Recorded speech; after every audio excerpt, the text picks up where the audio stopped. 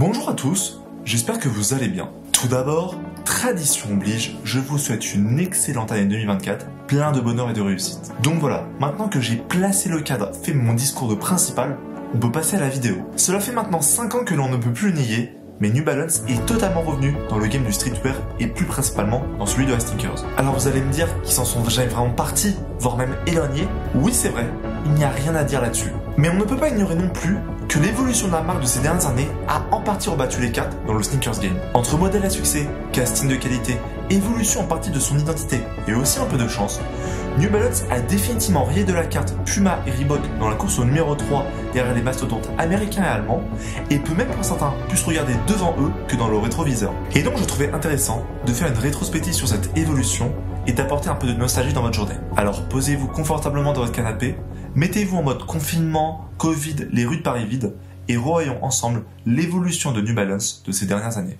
Bon, avant toute chose, il va falloir faire un petit point historique tout de même. Nous sommes en 1906, dans le Massachusetts, avec William J. Raleigh, un immigrant irlandais venu s'installer dans la région de Boston et venant tout juste d'ouvrir sa société dans le marché des semelles orthopédiques et de la voûte plantaire. Ah là, pour l'instant, on est très loin de la hype d'aujourd'hui. New Balance va se faire remarquer pour sa semelle inspirée des pattes de poulet qui permettent d'avoir le meilleur équilibre possible. On est sur un petit succès local et William va même embaucher un commercial du nom de Arthur Hall. Bref, l'entreprise fait son petit bout de chemin, travaille avec des sportifs notamment dans le tennis et la boxe, mais tout de même, on est très loin de la success story tout de suite. 1956 marque le premier tournant de l'entreprise. La fille d'Arthur Hall et son mari rachètent les parts dans l'entreprise et veulent tout de suite lui faire passer un cap. J'ai oublié de préciser plus tôt, mais New Balance, en travaillant avec des sportifs, se sont fait un nom dans leur domaine. Sauf que le souci, c'est que ces derniers sont un peu frustrés d'avoir seulement la semelle et non la chaussure avec. Donc la fille du commercial, elle entend ça, elle sent le truc flairé.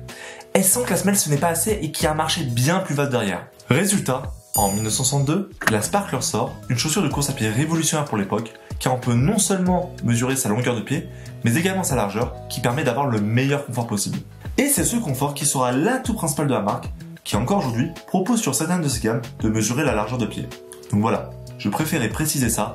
Ne soyez surtout pas étonnés quand l'on vous propose de mesurer votre largeur de pied si vous achetez une 574 ou encore une 990. L'histoire est en place, et en 1972, le jour du marathon de Boston, Jim Davis, un entrepreneur local, rachète toutes les parts de l'entreprise. Et c'est à partir de ce moment-là que l'histoire moderne de New Balance est en marche. En fleurant le big potentiel qu'avait la marque et surfant en partie sur le succès de la Sparkler, Jim Davis va faire passer les ventes annuelles de 100 000 $ en 1972 à 60 millions de $ 20 ans plus tard. L'entreprise à succès que l'on connaît aujourd'hui est en marche. Et c'est donc durant cette période que toutes les gammes stars de la marque sortent de terre. Si je pouvais en citer 2-3, 1976, la 320, élue meilleure chaussure de course à pied.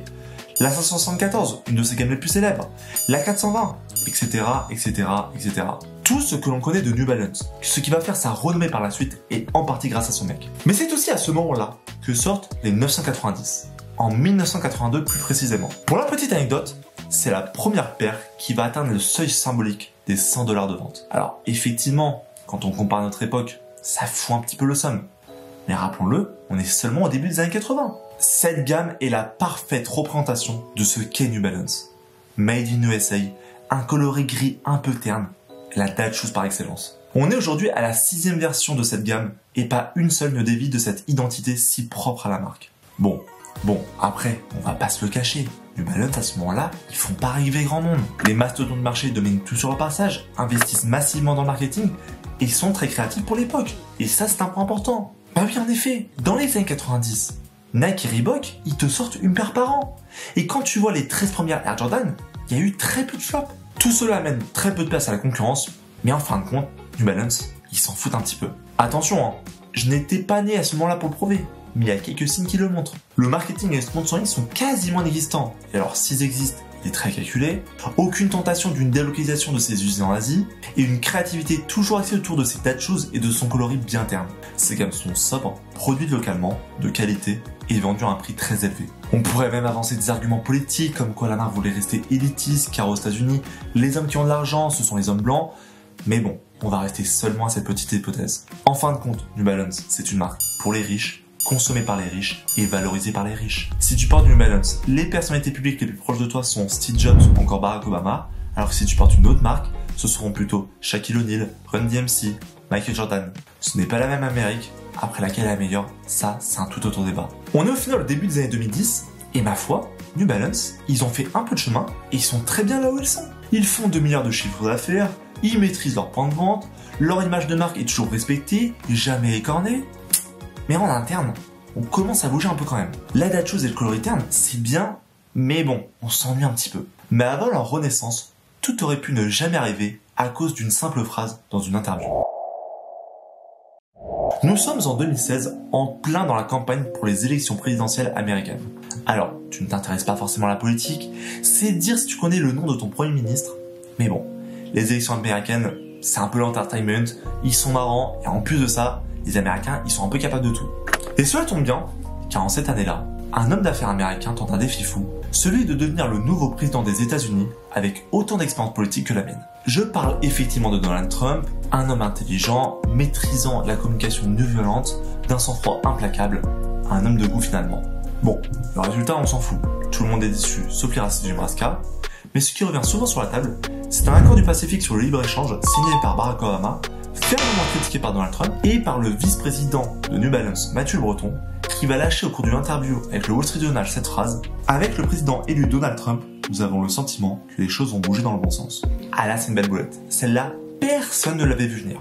En réalité, la phrase est sortie de son contexte, la marque s'excuse sur les réseaux sociaux, la polémique pourrait très vite enterrée. Eh bien, pas du tout, car la marque reçoit le soutien surprise d'un suprémaciste blanc, Andrew Anglin, qui estime, je cite, « New Balance fait un geste pour soutenir les blancs et le secteur manufacturier américain. Nous devons les soutenir. » Il salue même le courage de la marque et estime que New Balance sont des chaussures de blanc. Bon, après, vous allez me le dire, j'ai sorti à peu près cette même phrase il y a quelques minutes auparavant, c'est peut-être pas sorti d'une réalité parallèle. Je blague évidemment. On est sur une très très belle boulette. Tu lâches une phrase sortie de son contexte et tu reçois un néo-nazi comme fan de la première heure. Tout cela amène en fin de compte en 2017, date à laquelle New Balance va entamer sa véritable révolution. La première étape de la hype de New Balance va être au final un coup de chance. Nous sommes donc en 2017 et Balenciaga nous présente sa nouvelle sneakers. Ils ne sont pas leur coup d'essai, ils avaient tenté notamment la Trainer, mais cette triple S va également avoir un sacré succès. Une nouvelle mode arrive, l'Ada Shoes, chaque marque essaye de ressortir une petite paire propre de sport pas trop chère de ses archives, et puis en fin de compte, le grand gagnant de cette nouvelle mode, c'est bien New Balance. Cela fait 30 ans qu'ils nous bassinent avec leur Ada Shoes, donc en fin de compte, ils ont eu que très peu d'efforts à faire pour vendre leurs produits. Ce qui pouvait s'apparenter en un point faible depuis des années, se transforme en seulement quelques mois en un véritable point fort. La marque va alors prendre un nouvel élan, surfer sur cette vague populaire, et au final, cette hype inattendue va amener à la vague New Balance que l'on va connaître par la suite. Autant on pourrait évoquer un certain coup de chance au départ, autant la suite sera parfaitement anticipée par la marque américaine.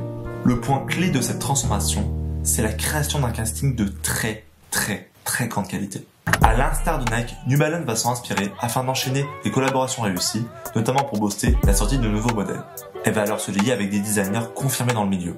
Teddy Santis, créateur du label Aimé Landor, qui va sublimer la New Balance 550, une paire créée en 1989 pour le basketball, qui avait été un cuisant échec pour la marque à ce moment-là. Il a même été dit que la marque a eu énormément de mal à retrouver des photos dans ses archives. Bon après vous allez me le dire, ça reste des on-dit, mais au moins ça améliore le storytelling.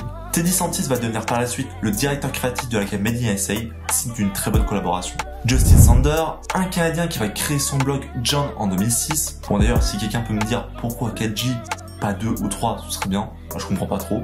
Ce qui s'apparente au départ à un blog de passionnés va très vite devenir un label de plus en plus respecté et permettre à Justin de travailler sur le collectif Bintrill avec son ami Virgil Abloh ou encore de travailler sur Donda, le label de Kanye West. Il va très vite rejoindre New Balance et permettre une montée en gamme des 990 et 992 en apportant un peu plus de couleurs. Très minimaliste, très sobre, mais extrêmement efficace. Ronnie Fieg, le créateur de Kiss, j'en parle très souvent dans mes vidéos YouTube ou encore TikTok, mais pour ceux qui ne connaissent pas, Ronnie Fieg, c'est un mec avec énormément d'expérience dans le milieu, qui a collaboré à peu près avec tout le monde, de BMW à ASICS en passant par Coca-Cola. Il collabore depuis pas mal de temps avec New Balance avec sa marque, ou encore sous forme de programme d'exclusivité pour Kiss. La marque va faire également appel à de très gros prospects comme Saleh Ben Murray qui commence à faire son trou en travaillant avec Yeezy ou encore Versace, qui va rejoindre New Balance et se faire véritablement un nom en colorant les 2002 R. La suite sera une consécration pour le designer qui va devenir le plus rentable dans le sneakers game et permettre notamment à Crocs de redevenir hype, ou même de devenir hype. Le casting XXL est également fait en interne, car comment ne pas parler de Charlotte Lee, la créatrice de la 327, ou encore de Yui, le mec derrière le Protection Pack qui a été un véritable tournant. Ce pack à la base, il n'était en aucun cas prévu pour être une des plus grandes réussites de l'année 2021, avec très peu de limitation de quantité et une communication très peu poussée. Mais bon, la communauté s'en rappelle très bien de la sortie en juin 2021, car elle était époustouflée par le travail sur la paire, et on se demandait même comment cette paire n'était pas sortie en collaboration. La paire sera même, il me semble, élue paire de 2021. Bon, si je me trompe, dites-le moi en commentaire. Évidemment, je n'ai pas pu parler en détail de tous les créateurs, mais je n'ai pas oublié Joe Freshgood, créateur de Chicago, qui a notamment travaillé sur cette 992 qui est un véritable boom. Et puis il y en a encore d'autres, dont des marques françaises, comme Casablanca avec la 327, ou encore Paperboy, un restaurant de Paris qui est un des lieux les plus hype de la capitale. Et puis encore Jason Smith, un mec un peu lambda, pas du tout influent aux États-Unis dans la mode. Bon, vous avez compris, la marque qui auparavant ne collaborait avec personne, a totalement changé son fusil d'épaule et est même sorti de sa zone de confort. Mais le changement ne s'est pas non plus fait au hasard. Quand on rassemble tous les créateurs sélectionnés, il y a une certaine cohérence entre chaque et une qualité qui prime avant tout, même pour ceux qui ont un peu plus d'excentricité dans leur créativité comme Salé et Bembury. L'image de marque est priorisée et la popularité croissante ne va pas entacher des ambitions vieilles de près d'un siècle. La gamme Made in USA est toujours présente et c'est dû à la fois les investisseurs New York, tout comme les vieux de la vieille de sneakers qui ont un pouvoir d'achat croissante et qui préfèrent mettre 220 balles dans une 990 Jordan qu'une Jordan 4. Mais d'un autre côté, ils ont des gammes plus mainstream, vendues dans des grands points de distribution, moins qualitatifs, mais également moins chers, qui permettent de séduire une clientèle plus jeune qui a juste besoin d'une paire pour la rentrée sans réellement s'intéresser à la sneakers. Si certains disent que les New Balance sont une nouvelle Dunk ou encore Air Force One, la stratégie se traduit par des chiffres en constante croissance et une évolution du chiffre d'affaires de près de 25% depuis la crise sanitaire de 2020. Le sport sera également abondamment investi par New Balance. Kawhi Leonard va devenir le premier athlète sponsorisé par New Balance et ayant sa propre signature shoes depuis James Forsey il y a près de 30 ans. Depuis Michael Jordan, Kobe Bryant, LeBron James ou encore Stephen Curry, tous ont eu le temps d'écrire leur légende. Quand on dit que dans les bureaux de Boston ils sont têtus, c'est pas une phrase lancée en l'air. Bon par contre, ils ont un petit peu de flair, car un an après leur signature, en 2019, Kawhi Leonard remporte le titre avec les Raptors au terme d'une des plus grandes campagnes individuelles de playoffs de l'histoire. D'autres par la suite rejoindront la firme américaine. Coco Gauff, Zach LaVine, Raheem Sterling, Tyrese Maxey, etc., etc., etc. Les profils ciblés sont très sérieusement étudiés pour qu'ils soient en adéquation avec la trajectoire voulue par New Balance. Ah bah clairement, c'est pas parce que ça fait 30 ans qu'ils n'ont pas sponsorisé un athlète qu'ils vont faire n'importe quoi. C'est pas le genre de la maison. Ce sont en général des athlètes américains, avec quelques exceptions britanniques, qui se caractérisent par leur côté spectaculaire et offensif. Ce sont en général également de jeunes athlètes, signe qu'on va plutôt vers l'avenir avec New Balance, et ce sont également en général des Afro-Américains. Bah oui, mais en même temps, il y a quelques années, leur fan de première heure, c'était un néo-nazi. Surtout, ils veulent pas retomber dans des sujets tendancieux. Autrefois, la très discrète New Balance nous sort de plus en plus de publicité aujourd'hui, avec parfois des messages très poignants qui sont à souligner. Et ça, pour toute analyse marketing, ou tout simplement si tu n'as pas YouTube Premium, ce n'est pas passé inaperçu. Les résultats visuels se traduisent également par les chiffres. Dans le streetwear, New Balance, ils sont passés 3e et ont même creusé un bel écart avec la concurrence. Et dans le monde sportif, c'est encore plus intéressant, car ils sont à la 5e place, mais dans un marché beaucoup plus vaste, avec beaucoup plus de concurrence. Et quand tu vois toutes les marques devant, tu te dis que tu n'as pas de regrets. Bon, juste petit aparté, Skechers, ça peut paraître étonnant au départ, surtout si tu dis bouscapé, mais bon, moche ne veut pas dire pas de succès. Au final, c'est New Balance, c'est un peu comme si t'étais 2e de Ligue 1 derrière le PSG. Tu es là, t'as fait ton taf, t'as fait tout ce que t'as pu, mais devant, c'est pas les mêmes moyens, c'est pas les mêmes effectifs, c'est tout simplement pas la même catégorie. Alors, la question que l'on peut se poser aujourd'hui, c'est et maintenant? La marque est arrivée au sommet et a eu un gain de popularité soudain, mais rappelons-le, ce succès était bien préparé. Et le plus dur dans tout succès, je conçois, c'est une phrase un peu bateau, mais c'est d'y rester et la sneakers n'y échappe pas. Vous n'êtes pas sans savoir que la mode est un cycle sans fin, que les marques utilisent le marketing pour que nous, en tant que consommateurs, on consomme constamment afin de rester le plus possible à la page. Évidemment, vous allez me dire qu'avec l'âge, on prend en maturité avec des choix qui s'affinent.